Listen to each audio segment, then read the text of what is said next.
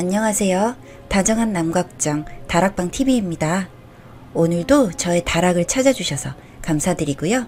사연 시작해보도록 하겠습니다. 안녕하세요. 저는 서울에 사는 30대 후반 남성입니다. 여태껏 운명의 여자를 만나지 못해 일명 모쏠로 살아온 저는 언젠간 내 인생을 다 바칠 여자를 만날 수 있을 거라는 기대 하나로 삶을 살아왔습니다. 평생을 기다려온 내 운명 같은 여자를 만날 수만 있다면 정말 다 견딜 수가 있었으니까요. 그렇다고 뭐 제가 어디가 모자라서 연애나 결혼을 못하는 건 아닙니다. 종종 주변 여성들의 대시도 있었고요. 운명이 아니라는 생각이 들어 마음을 받아주진 못했지만요. 어디 가면 남자답게 생겼다는 말도 많이 들었습니다. 직장도 괜찮고 이 정도면 남부럽지 않은 삶을 살고 있죠. 다들 저를 보면 저같이 괜찮은 사람이 왜 여자친구가 없냐며 안타까워하지만 아무런 상관이 없었습니다. 나이가 나이인지라 친구들은 이제 결혼이다 출산이다 뭐다 다들 바쁘고 그 모습을 지켜보며 저도 곧 그럴 거라고 생각했거든요. 그리고 드디어 6개월 전 저는 정말로 제 운명의 여자를 만나고야 말았습니다.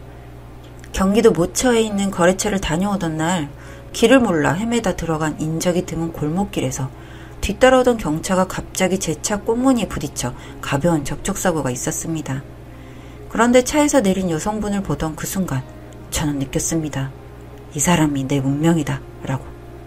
화려하진 않아도 화장기 없이 부드럽고 여성스러운 이목구비 그리고 실루엣이 드러나는 하늘하늘한 원피스에다 바람에 원피스가 나부낄 때마다 아슬아슬 드러나는 글래머러스한 몸매 게다가 부러질 듯 간단한 손목과 발목 그리 높지 않은 구두를 신었지만 작지 않은 키에 긴 생머리까지 정말 제가 꿈꾸던 사람 같았습니다. 첫눈에 반했지만 물론 외모만으로 운명이라고 생각한 것은 아니었습니다. 자신이 잠시 한눈을 파는 사이에 미처 제 차를 보지 못했다며 어디 다치는 곳은 없냐며 너무나도 미안해하는데 그 모습마저도 정말 예뻐 보이더군요. 저는 괜찮다고 말했지만 그녀는 제 차가 외제차라 수리비도 많이 나올 텐데 어떻게 자기가 그냥 가겠냐며 저에게 계속해서 미안함을 표현했고 결국 수리 후에 연락을 달라며 저에게 연락처를 적어주고 떠났습니다. 저렇게 얼굴도 예쁜데 마음까지 예쁘다니 저는 정말 감동했습니다.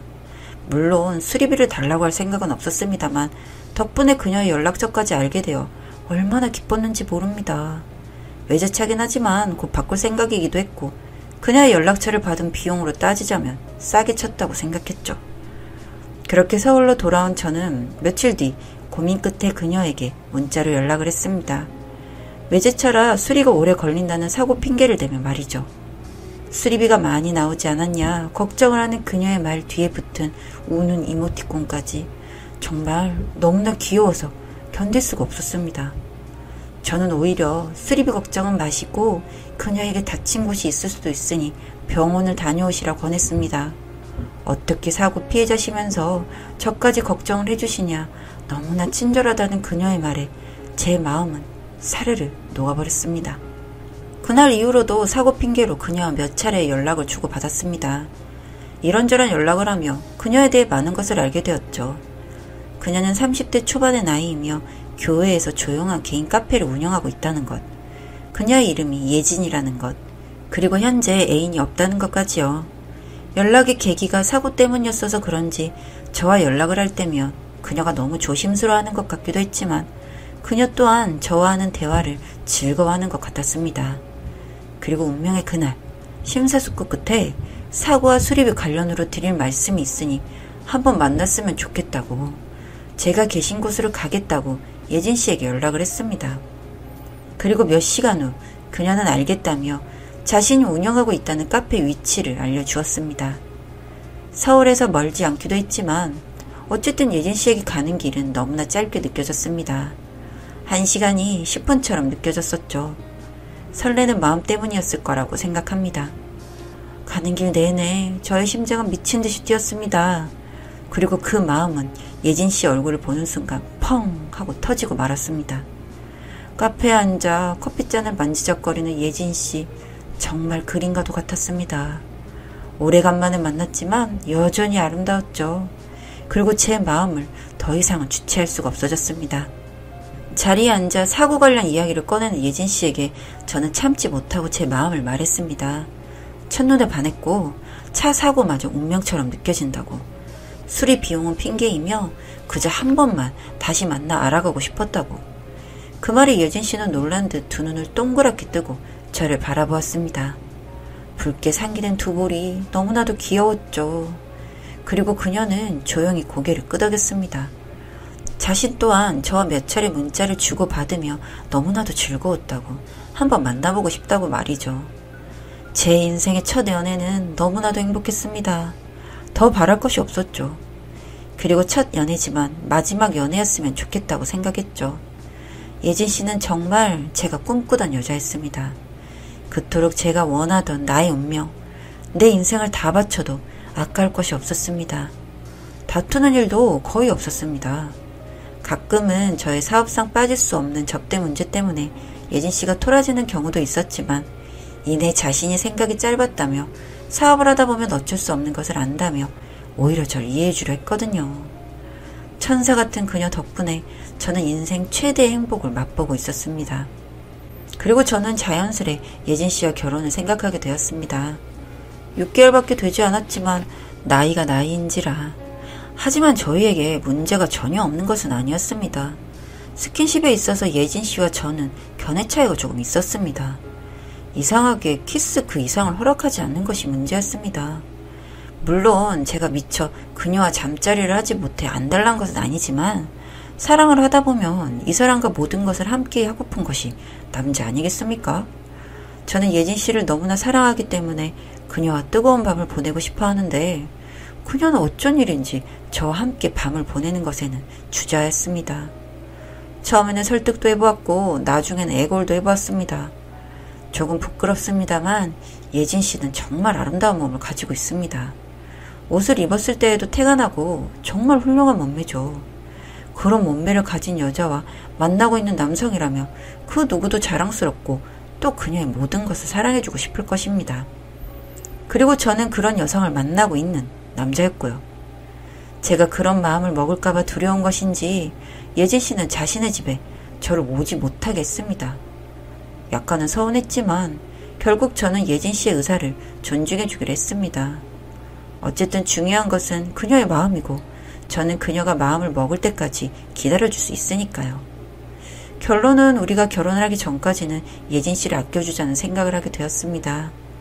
그리고 저희는 순탄한 6개월의 연애 생활을 거쳐 결혼 날짜를 잡기에 이르렀습니다. 대망의 지난주 드디어 예진 씨는 저에게 고백할 것이 있다며 자신의 집으로 저를 불렀습니다. 집으로 불렀다는 것은 그녀도 나름대로의 마음을 먹었다는 것이 아니겠습니까? 저는 뛰듯이 기뻐하며 거래처의 약속도 미룬 채 그녀의 집으로 한달음 달려갔습니다. 그녀는 약간 긴장한 표정으로 저를 맞아주었습니다. 그리고 차와 다과를 내오는데 그마저도 정말 사랑스럽더군요. 저와 결혼을 하게 되었을 때 예진 씨의 모습을 상상할 수 있어서 정말 행복했습니다. 자리에 앉은 그녀는 머뭇거리다 입을 열었습니다. 오빠, 저 할 말이 있어요. 네, 예진 씨, 뭔데요? 저 사실은... 앵두 같은 예진 씨의 입술을 바라보고 있던 저는 그녀의 말이 끊어질 때마다 저의 숨도 끊어질 것 같았지만 열심히 예진 씨의 말에 집중을 하려고 노력을 했습니다.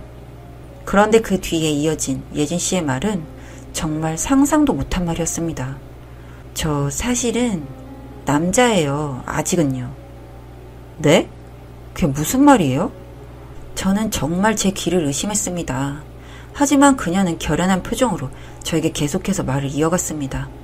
머리를 한 대 얻어맞은 것만 같았습니다. 저는 땡땡땡 젠더예요. 예전부터 저는 제 자신을 여자라고 생각하고 살아왔어요.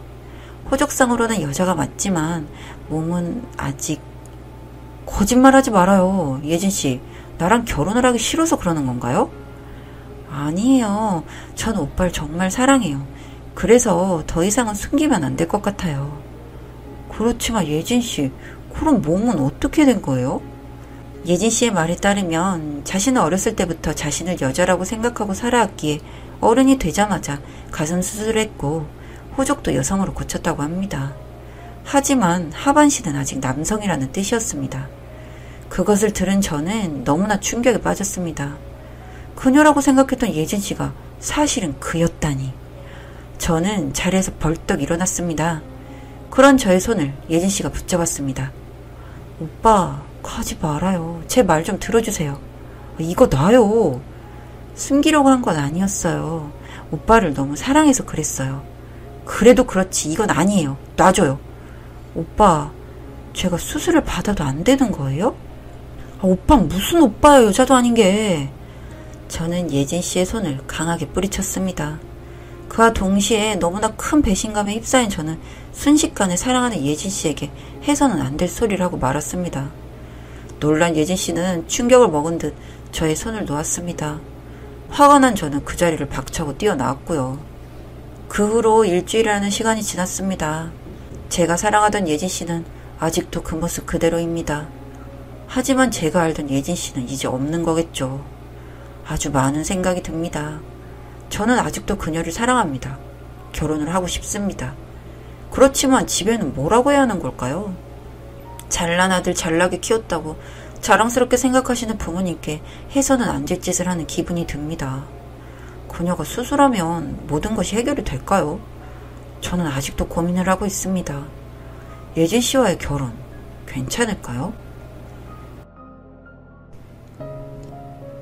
다정한 남걱정 다락방TV였습니다. 다락방 주인에게 구독과 좋아요, 알림 설정으로 응원해주세요.